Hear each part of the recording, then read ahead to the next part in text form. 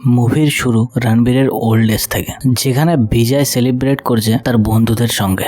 যদিও I doubt এটা রণবীর সিং কিনা, মানে মুভির মেইন যে ক্যারেক্টার বিজয় কিনা, সেটা তোমরা মুভির একদম লাস্টে বুঝতে পারবে। এরপর সিন চেঞ্জ হয় রণবীর কাপুরের একদম ছোটবেলায়, মানে মুভির ক্যারেক্টার বিজয়ের। মুভির শুরুতেই মাত্র দুটো সিনেই বুঝে দেওয়া হয় বিজয় তার বাবাকে কতটা ভালোবাসে। আর তার বাবা বলবীর ইন্ডিয়ার সবচেয়ে বড় স্টিল কোম্পানি স্বাস্তিকের মালিক, আর সে তার কোম্পানির কাজকে ততটাই ভালোবাসে যতটা না বিজয় তাকে। যে কারণে নর্মাল দিনে তো দূরের কথা, বিজয়ের বার্থডে পার্টির দিনও বলবীরকে বাড়ি থাকতে দেখা যায় না। এরপর সিন চেঞ্জ হয় একদম সেই দিনে বিজয় বড় হয়ে গেছে এবং সে আমেরিকা থেকে দেশে ফিরেছে, কারণ তার কয়েকদিন পরে বলবীরের বার্থডে। সমস্ত বন্ধুরা যখন দেখা করে, তাদের মধ্যে একজনের বোন গীতাঞ্জলি, যার আজ এঙ্গেজমেন্ট, কিন্তু রণবীর তাকে ছোটবেলা থেকে পছন্দ করে। কিন্তু এই ভালোবাসাটা একতরফা ছিল না। গীতাঞ্জলির মুখ দেখে বোঝা যায় সেও কিছু না কিছু ফিল করতো বিজয়ের জন্য। এরপর বিজয়ের বাবা বলবীর সিং এর বার্থডে পার্টির সিন দেখানো হয়, যেখানে তার ফ্যামিলির সমস্ত মেম্বারকে জানা যায়।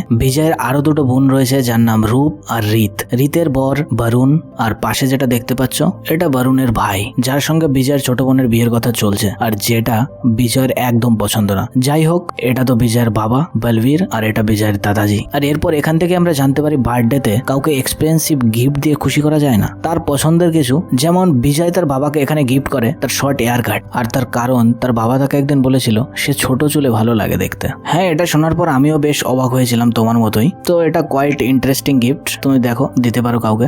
রিতের বর বরুণ, মানে বিজয়ের জিজু, বিজয়ের সাথে তার জিজু বরুণের সাপে নেউলে সম্পর্ক, আর এই পার্টির মধ্যেও তাদের কাটাকাটি করতে দেখা যায়। বাড়ির বড় মেয়ের স্বামী হওয়ার কারণে কোম্পানির অনেক গুরু দায়িত্ব তাকে দিয়ে রেখেছে বলবীর সিং, আর সেজন্যই তার চাল চলন আর যে অ্যাটিটিউড, সেটা বিজয়ের এক বিন্দু পছন্দ হয় না। এছাড়াও বরুণের কোম্পানি চালানোর যে সিস্টেম, বলবীর সিংকে বাবা বাবা বলে ডাকা, এর কোনোটাই বিজয়ের পছন্দ না।